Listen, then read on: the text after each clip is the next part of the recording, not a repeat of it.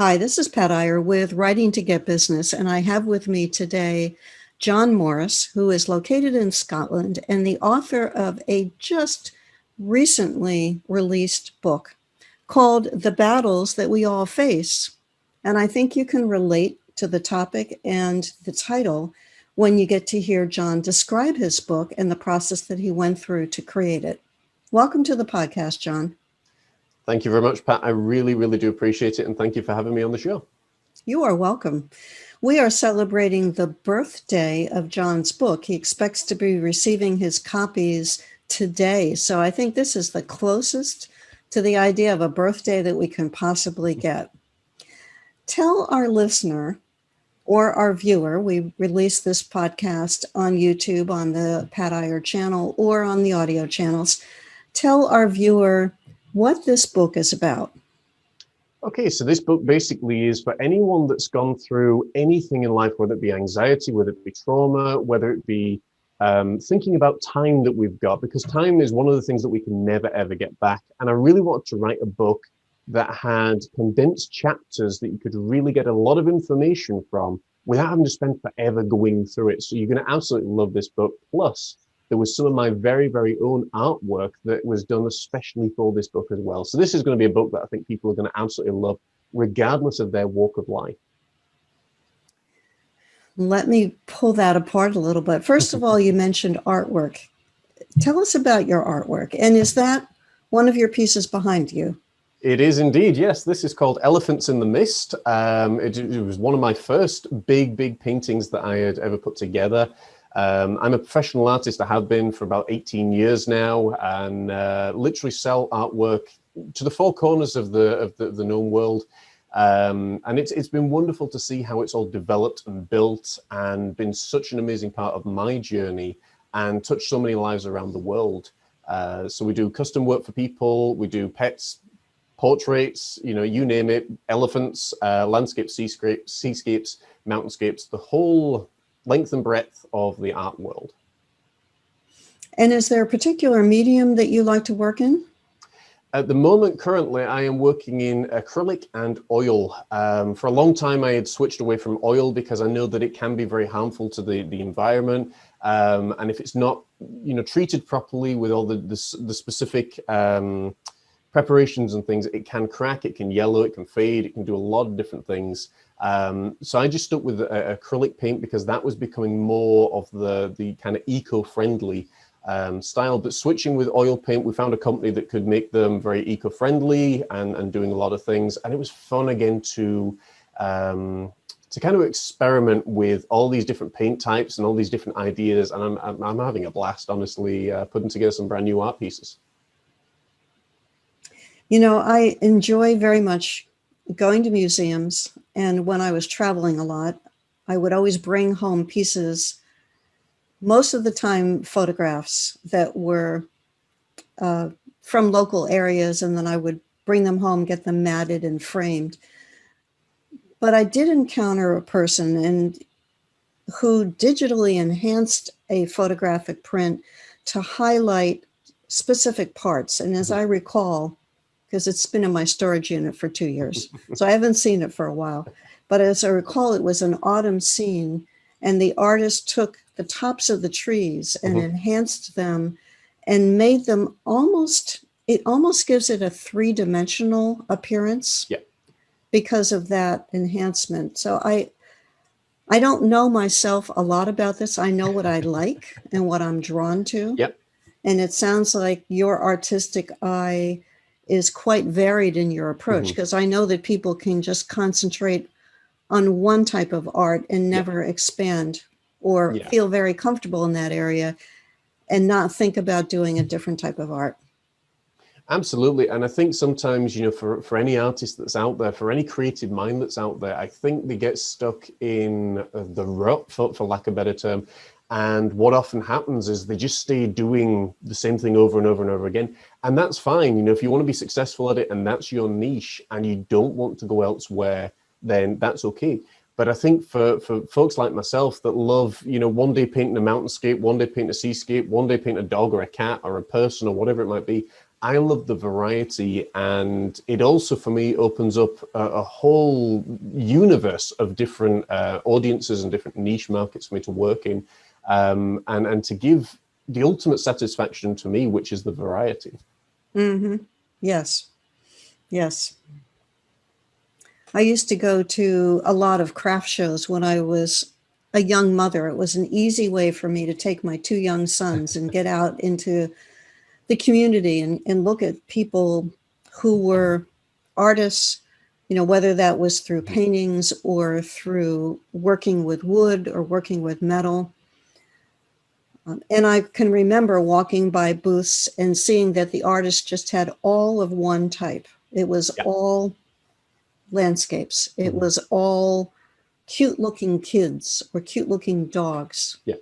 And I found myself drawn to the people who had a variety, as you're describing. Yeah.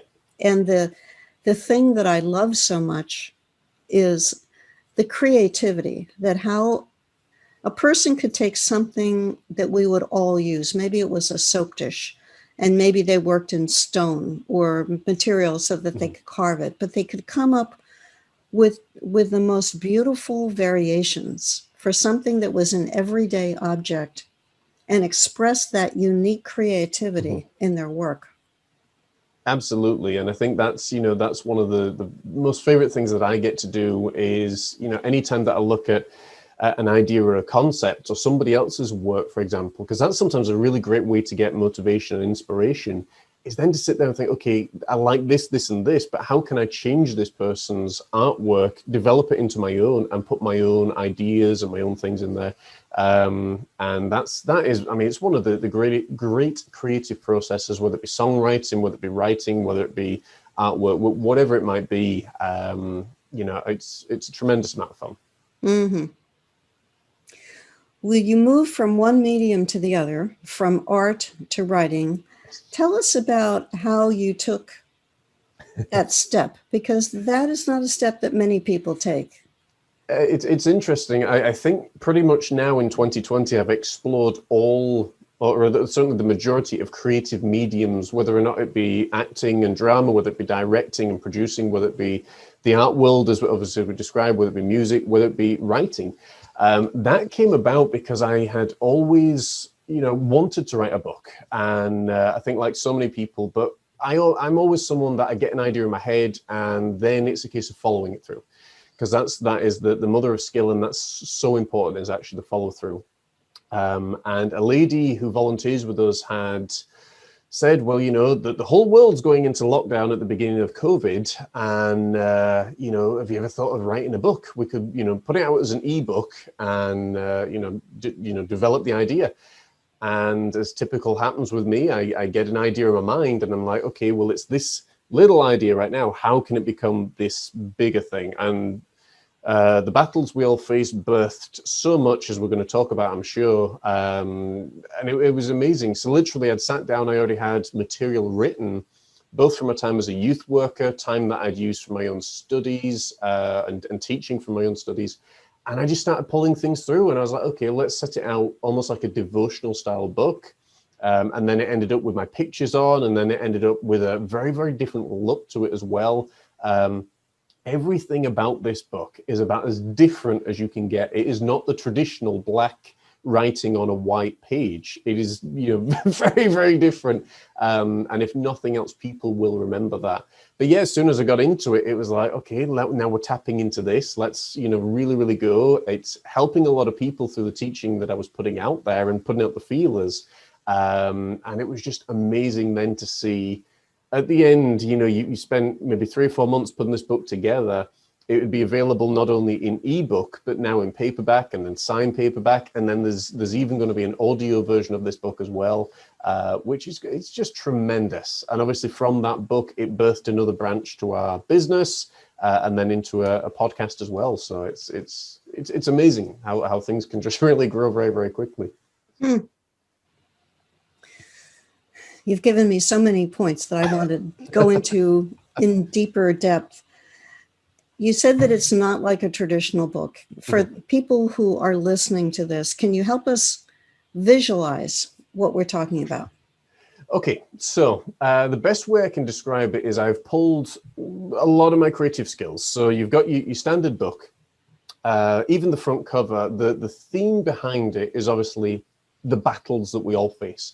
So you've got me in a suit of armor, in a medieval knight suit of armor, which was tremendous fun to put it all together, and again, using other artistic skills. The text, the font that's there has more of a, I suppose, an old age feel to it as well. Okay. The page, for example, prime example, and I didn't know how this was going to work. This was like a trial and error thing, but I really saw it clear in my mind, and I was like, I want to, at least explore this. The page, the background of it is almost like on a slate, and it's written in gold text. And for each chapter, there is one of my art pieces that will give the reader an association, hopefully a positive association, to the chapter that's being written about. So, for example, how to weather the storms of life. The chapter that's there, there is one of my brand new paintings called Stormy Seas, which again gives that association. And we do this for every chapter that's there. Like I said, there's a lot that's there, a lot of content. I'm just pulling really on old age, because whenever I think about battle and doing some research, other people thinking about battles, they always think of traditional medieval knights or the battles and specific text, specific fonts, but all the while making sure that it's as easy to read and understand as possible. And obviously that's the key. And I think, like I say, readers of this book are going to get so much enjoyment out of it. I'm stoked for it. I can't wait. And then you said that it led to a podcast. Uh-huh. Tell me how you took that transition, or what was the bridge between the book and the podcast? Okay, so you start writing a book, and Joan says to me, let's put it as an ebook. I then develop it into a paperback, into a signed paperback, and then obviously, like I say, an audio version. What we didn't want to do, like a lot of authors do, is to give people, my opinion, great material, a lot of teaching that's there. We didn't want to give them just teaching where they'd open the book, finish reading it, close the book. It becomes basically an ornamental dust gatherer. We wanted to give people an opportunity to take it further. So we set up a branch of our business called Mind, Body, and Soul. The simple reason being is because everything that we do and everything that I have developed over the last 2 decades, knowingly and unknowingly, has all been about those 3 core elements to the human condition, the mind, the body, and soul. So we set up that, Facebook group and other things, and the Instagram pages and all that kind of stuff.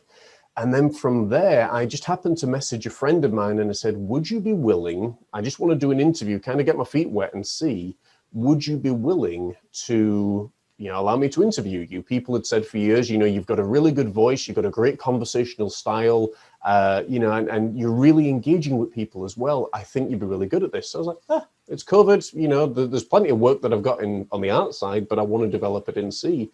And before I knew it, we had, I think at the moment, in the last 4 weeks, we've had 13 guests on the podcast. We've done 13 shows. I've got another probably about 6 or 7 to do in the next 2 weeks. And we've had some of the biggest guests in the world of professional wrestling, the world of art, the world of business, and it really blew my mind that all of these connections that I'd made over the last decade or two had really, started to bear fruit, and we started to see it. And I was just messaging people on the off chance to say, hey, would you be interested in being a guest on my podcast? Not expecting them to come back and say, yeah, absolutely, I'd love to.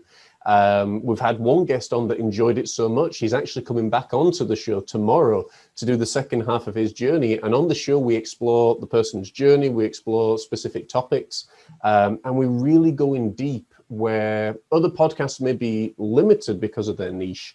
With ours, with the Mind, Body, and Soul, we can explore things in a completely different way to what your average podcast can. And it's really exciting to see the stories that are coming out. We've just finished doing the intro video for the podcast. It's, like I say, it's just really good, and it's amazing how fast that it's really taken off and really developed. And is this a weekly show?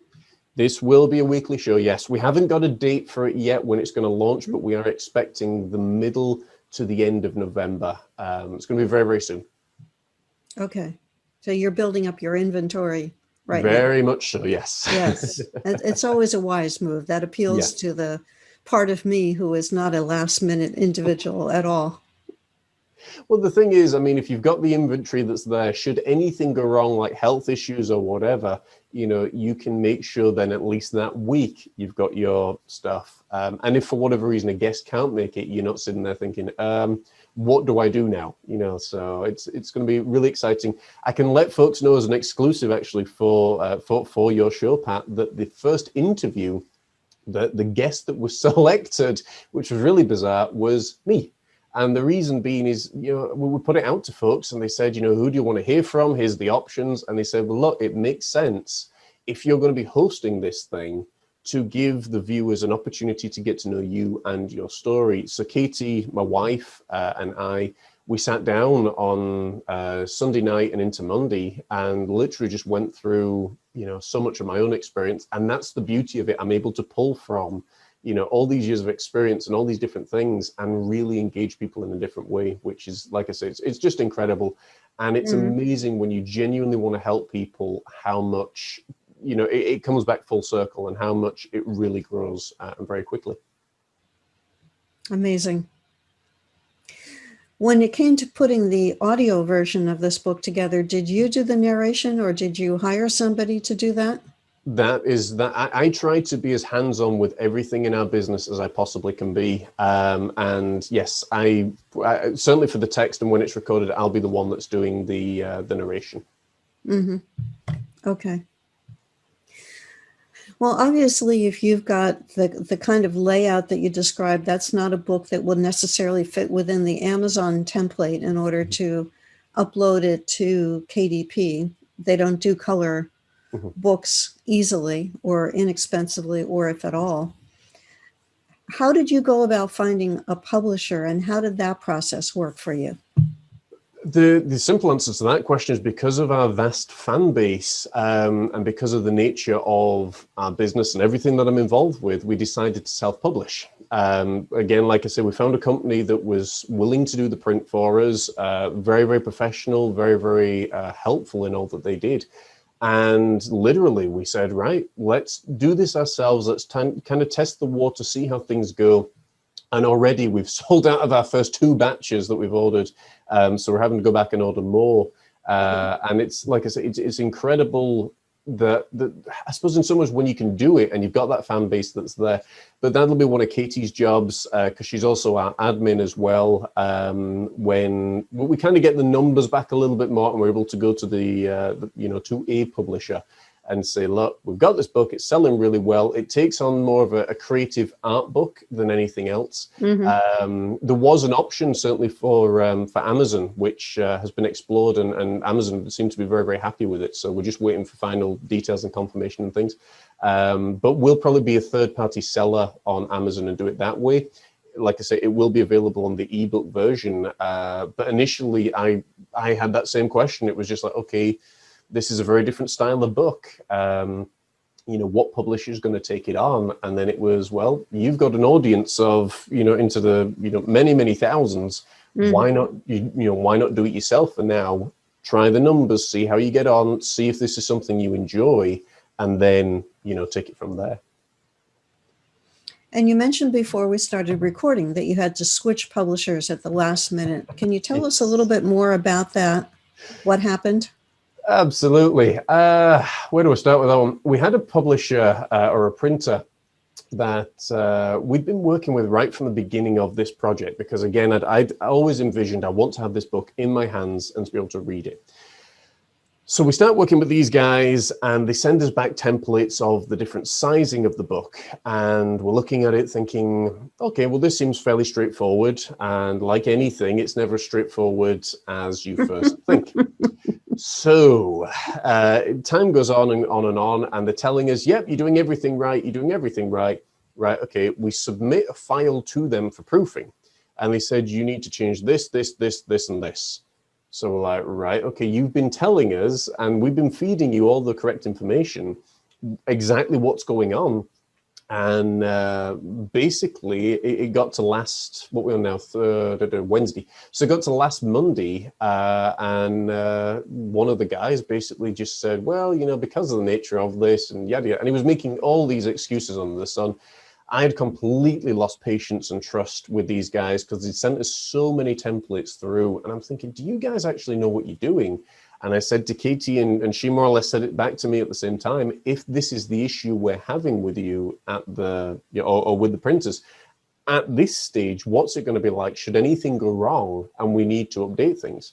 Because they refuse to send PDFs, they refuse to properly check it and do a lot of stuff. So anyway, I had a whiz-bang fizzy pop moment where I just, you know, blew up about things. And that's sometimes with dyspraxia, that it's hard to keep all that, you know, emotion in. And I think I had my lunch, which is always a good thing. And then literally just sat down and I started Googling, you know, printers and folks that can help us. And there was a company out there called Mixim, Mixim, I believe it is, 5 letters long. And we got in touch with them. We you know, they had everything set out as perfect could be, you know, from the page types to if you want full color or black and white and so many other things. And literally we got in touch with them. We said, you know, what do we do regarding sizing of the book? What do we do about this? They walked us through every single thing. They could not have been more professional if they tried, and they were just a joy to deal with. There was a few hiccups here and there when you're adding a spine to the physical copy of the book that we had to try and get, you know, all correctly formatted and everything. But when we struggle with it and we're like, look, we haven't done this before. What on earth are you talking about? Basically, they actually said, look, hey, we'll do this for you. We'll align everything as you need it. They sent me back the proof and the PDFs and everything. And I was like, wow, this is just amazing. So there was a delay. As you mentioned right at the beginning of the show, Pat, you know, that today is the day, which is, you know, incredible that the book is going to be here. I'm really excited about it. I can't wait. We've got a live reading of a couple of the chapters coming up as well, and a date to be confirmed with that. But yeah, to know that it was done and knowing that it was done professionally, and you have complete peace of mind because this company was willing to go that next step, it made so much of a difference. And yeah, it was a no-brainer. You know, as I listened to the obstacles that you had to overcome, one of the biggest obstacles is the momentum that was carrying you forward. Yeah. That was saying, oh, well, John, you can just put this one aside or just ignore that problem, because after all, we want to launch on October 30th. And if we don't go with this publisher and this printer, then we have to switch everything around. That's a very potent force that could have gotten you trapped in a situation where you would have been unhappy. Yeah. And yet you obviously could overcome that. Yeah, and that's a great point, because, you know, I had that in my mind for a period of time, and I sat down, had a conversation with myself, which sometimes is a really good thing to do, and I advise everybody to do it from time to time. Right. But you know, it was one of those things. I sat down and I said, look, you've got a choice here. You either offer these paying customers your first book when you know it is subpar, it is not the best that it could have been, or you extend things a little bit and you give them the best quality book, product, whatever it might be that you physically can. And, you know, I kind of look at it from a point of view, if I was buying a book and somebody, you know, had made this big hype about their book, and you know that you're known for hype and they're known for delivering, and you end up with this subpar book, you kind of look at it and thinking, well, I'm probably not going to invest money and buy the next one. So this one had to be, you know, really, really perfect. And I just had it in my own mind, folks. You know, I just threw it out there, told our audiences, you know, that, you know, we're going to delay things a little bit more, you know, just in an effort to make sure you get a fantastic, you know, product and something you love, something that you're not just going to read once and then discard. We want you to use this over and over and over again till the pages literally are worn out. You know, and that was the big thing on the decision for me. But that comes with maturity, and I've learned that through business for, you know, the last 2 decades. So I always say that if you're paying attention, you will keep learning, but you got to be open to the lessons that life is giving you. Yeah, definitely. There's also an expression that I was thinking of as you were describing this. It's a Quaker expression that says, proceed as the way opens. Yep. And your way was being blocked. Mm-hmm.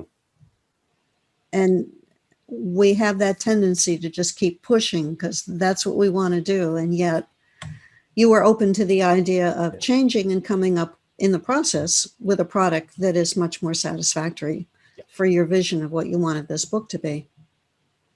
Absolutely, and you know, you're absolutely right. That's something you know, probably about 5 or 10 years ago that I would have sat and I'm like, no, you're like a child. I want to do this. I want to get it done. I want to get it forward.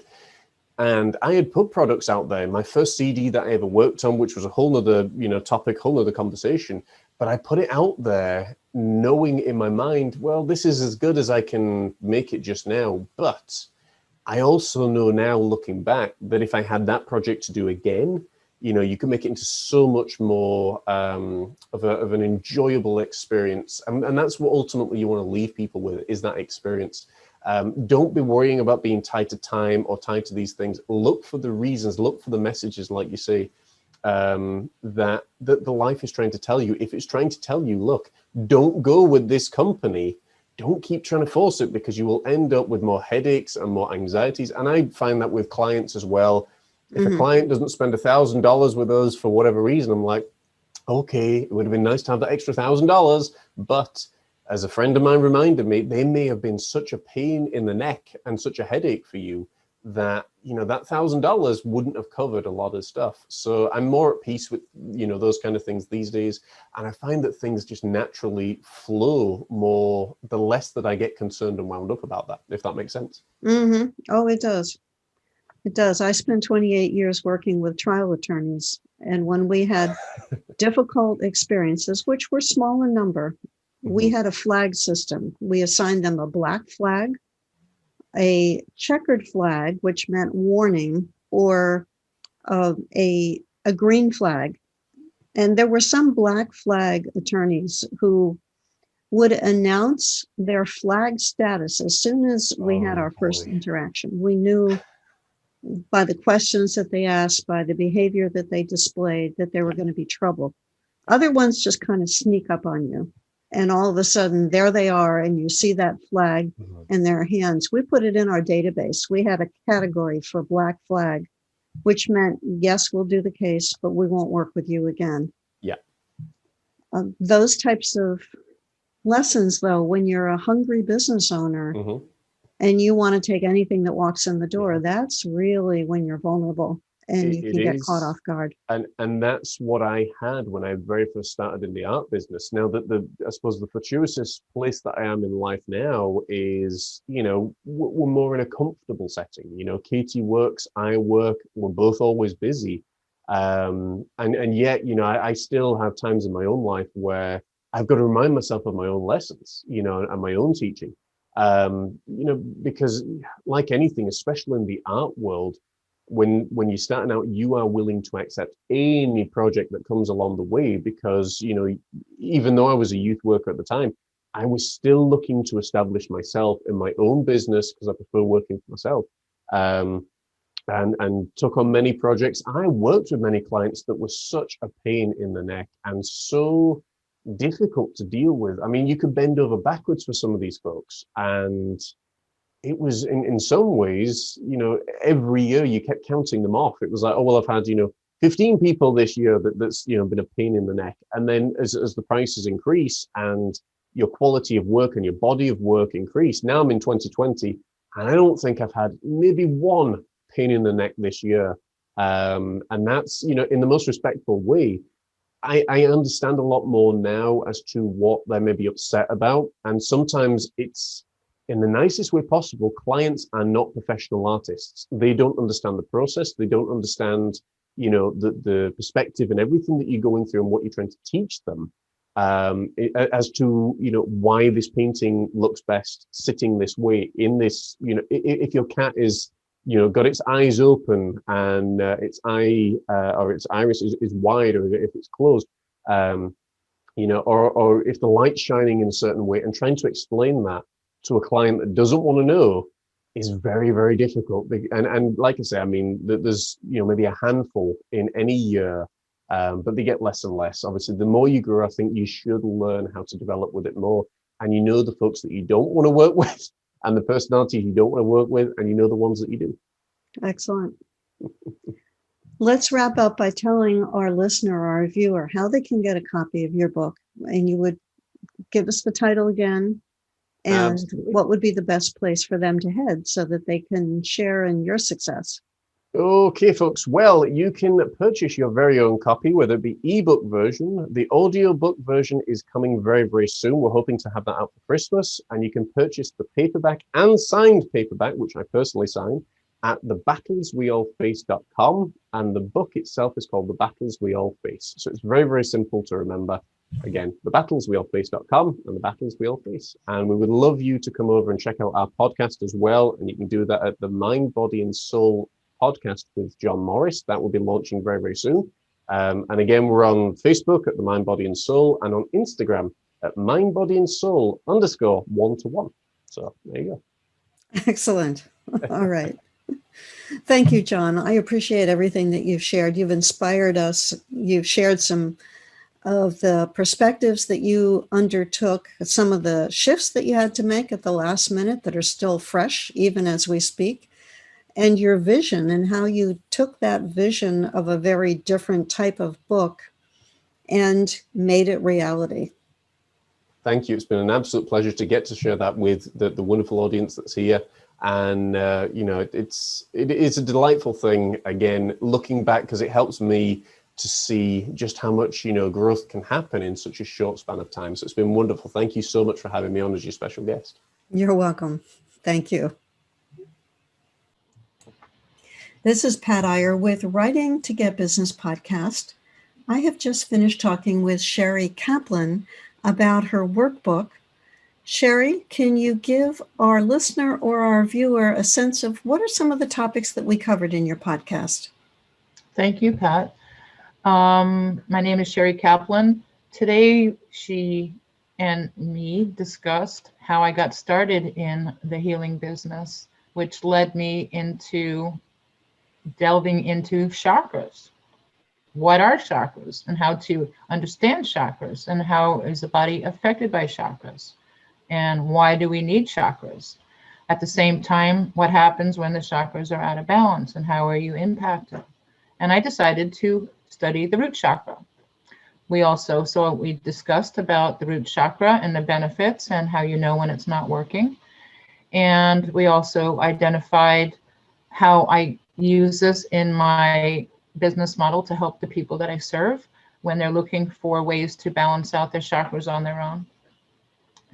And it is also a way to provide expertise to the world that you are an expert in your field. So that's pretty much, I did an overview on all of that, and I hope that you will join us. Thank you, Sherry. Be sure to look for Sherry Kaplan's podcast on the root chakras, on the book that she created and how she uses that in her business as part of her marketing funnel. You'll find her show directly below, or if you're looking at our program on YouTube, you'll find her in the lineup. Thank you so much, Sherry.